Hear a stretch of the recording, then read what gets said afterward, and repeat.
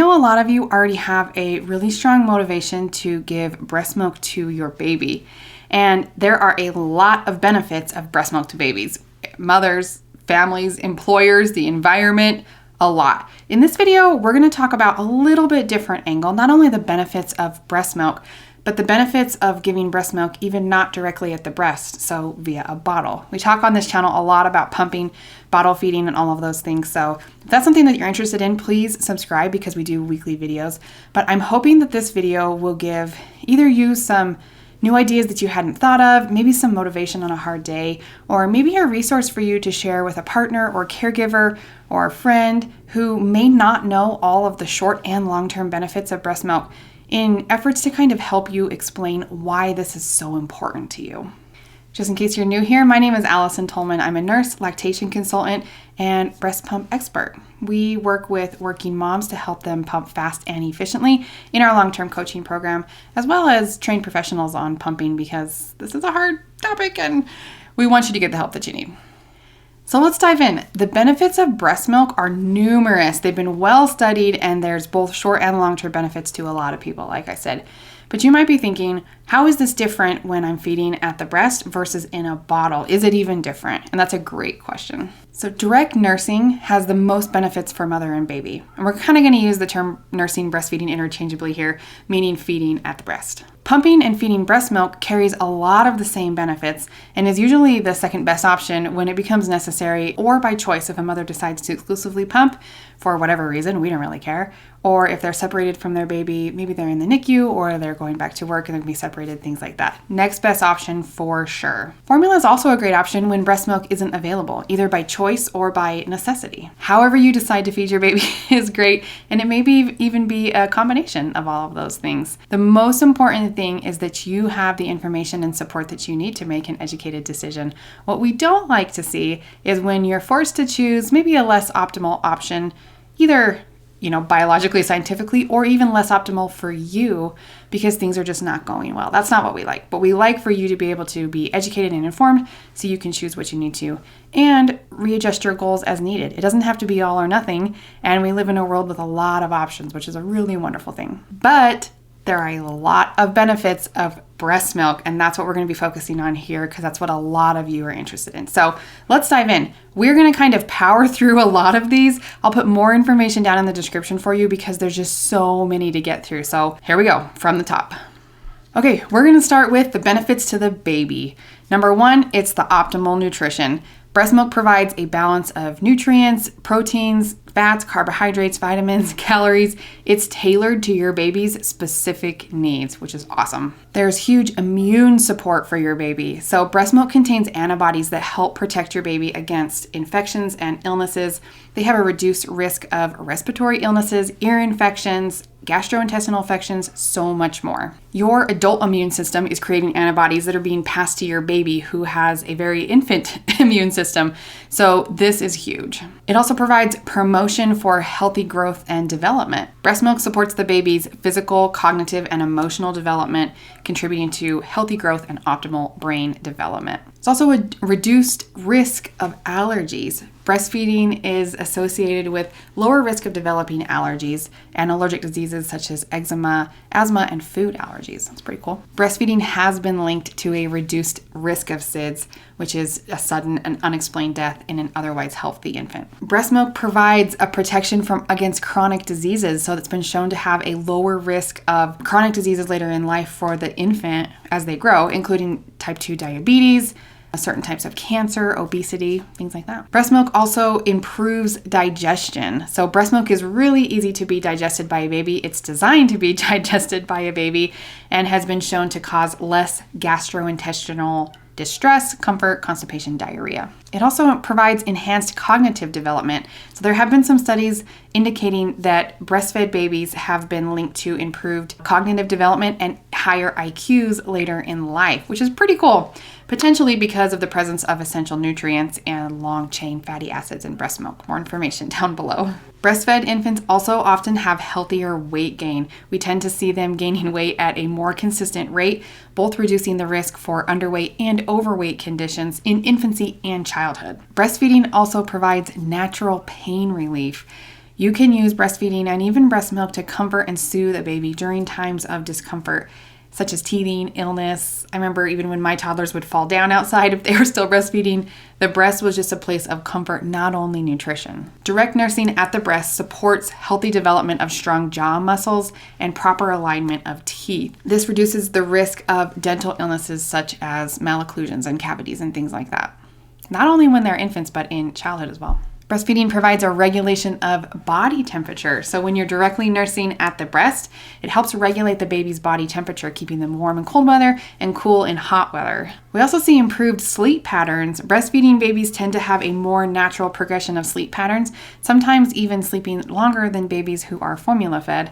I know this is not always the case, and babies vary a lot in this area, but breastfeeding really is kind of giving you the most natural approach to sleeping patterns in infants. I can't believe we've got this far on the list without mentioning the bonding and emotional security that comes from direct nursing. Breastfeeding fosters a strong emotional bond between the mother and the baby, providing comfort, security, and reassurance, which is huge for the infant in establishing healthy mental and emotional practices, even as a baby, that will carry them throughout their whole life. Breastfeeding is also a customized nutrition. So breast milk composition adjusts over time as your baby grows, as their needs change. If they get sick, breast milk is constantly changing. So giving them kind of exactly what they're needing. Formula is just the same all the time, right? Which is good. It's like feeding babies, but breast milk has the really unique ability to adapt and change as the baby adapts and change. Again, providing the optimal nutrition for their growth at the time that they're at. I'm sure there's more benefits to the baby, and if I missed any, please put them in the comments below. That was just kind of my overarching list. Now let's talk about the benefits to the mother.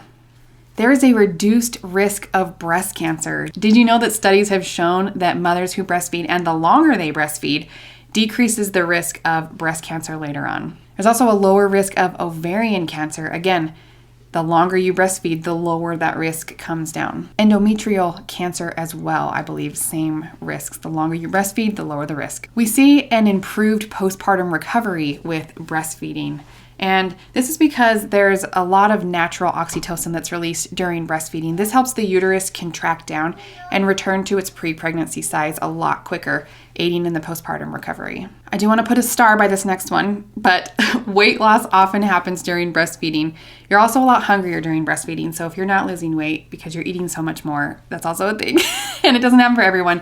But breastfeeding does burn extra calories, which can help mothers lose that pregnancy weight a little bit quicker. It may also contribute to long-term weight management. So again, not a promise, but we do see this pretty often. You're burning more calories creating breast milk. It's also a reduced risk of type 2 diabetes in the mother, which is pretty cool. Kind of carrying throughout her life, again, related to the longer she breastfeeds. There's a lower risk of cardiovascular disease. There's improved bone health, lower risk for rheumatoid arthritis, a reduced risk for postpartum depression. And I know this is a big thing, especially in my program. We see this often. This happens. And even with breastfeeding moms, but the more natural hormones you have going through your system, the more that reduces that risk. Again, doesn't eliminate it. Get help if you need it. I needed it. I got help. But it does reduce the risk a little bit. We also see enhanced maternal bonding. When you have the baby at the breast, it just fosters a strong bond between the mother and baby. Not that you can't achieve that in the other ways that you're feeding, but this is a benefit of direct nursing. We also see lower stress levels, which might sound crazy, especially if you're breastfeeding now and you're like stressed to the max. But again, the natural release of hormones that happen tend to promote relaxation and reduce stress levels in mothers. Again, this is probably not when you're trying to learn breastfeeding. I remember that being very stressful for myself. I see that stressing other mothers as well. But taking those times to relax, if you're, formula feeding or doing something different, you just don't have those times to sit and kind of do that. And this will make more sense the longer you get into nursing, but this is something that studies have shown. This can also be a way of natural family planning. Now, breastfeeding is not a birth control that I recommend relying solely on, but biology is designed, if you're feeding around the clock, that you're unlikely to be ovulating, okay? So don't take this, if you get pregnant by taking this advice, it's not on me, I warned you. But we do see kind of a natural family planning happening with those who are breastfeeding, especially if you're doing it around the clock. We often see improved self-esteem with moms who are breastfeeding. This can just improve your confidence in your ability to nurture and care for your baby, leading to more self-esteem, more self-worth. There's a reduced risk of postpartum hemorrhage. Again, those natural hormones make the recovery easier and smoother. Breastfeeding can often delay the return of menstruation, so kind of put off your period again, back to that natural family planning, but the longer we can not have a period, the better, right? It also may have a positive impact on your sleep, which seems crazy, but breastfeeding releases hormones that promote relaxation and help both the mother and the infant fall asleep quicker, contributing to improved sleep quality, which is really important because you're probably not getting that much sleep at the moment. There are also long-term benefits and a real sense of fulfillment. Breastfeeding can provide mothers with a sense of fulfillment and accomplishment, knowing that they did something really, really hard, but also provided the best nutrition and care for their child. This may be last on this list and might be small, but it's huge. It is huge in the long-term emotional state of a lot of mothers. Let's talk about some benefits for the partner. If you're a partner watching this or a caregiver, you might be thinking, okay, that's great. And hopefully some of those really stood out to you as being important. But if I were a partner, here's maybe some of the things that would have stood out to me as being really important in supporting the breastfeeding mother in your life to continue to go. Number one is the health benefits for the baby. You're gonna have a baby that is healthier, smarter maybe, just better off in general. You're gonna miss less days of work, having to stay home and take care for a sick baby. They're going to be sick less. They're going to grow better, avoid chronic illnesses, allergies. Again, it's not your baby's never going to get sick ever, but the rates are so much lower with this. And this is not only good for the baby, obviously, but you too. Number two, the bonding opportunity for mother and baby is huge. And I know a lot of moms end up kind of pumping so that the partner can also feed the baby, because sometimes we associate feeding with the best way to bond. And I'll put another video up top on some ideas for partners to bond with the baby. They're not necessarily related to feeding, because sometimes that can make the mother's life harder. But having a baby that is well bonded with the mother is huge, and it will serve them well for the rest of their life. Attachment parenting and early attachment in infancy is essential for the emotional growth of a child and human. There's also a lot of convenience and cost savings here. Formula is expensive. It's really expensive. And you might be thinking, well, my partner is pumping and we spent a ton of money on pumping and getting help and all that kind of stuff, or lactation visits or whatever. But there is a lot of convenience once you get things going down. Always having milk available, always having it at the right temperature, never having to go to the store if there's a formula shortage or another pandemic, heaven forbid. Having the milk on tap for the baby can be really huge. I think the IQ benefits are pretty cool. And if I were a partner, I would want a smart kid. So again, I'll put some more studies down there. They're kind of like not always definitive, but we have had some research showing that, breastfed babies are smarter. I was formula fed, so it's definitely an option to be awesome and formula fed.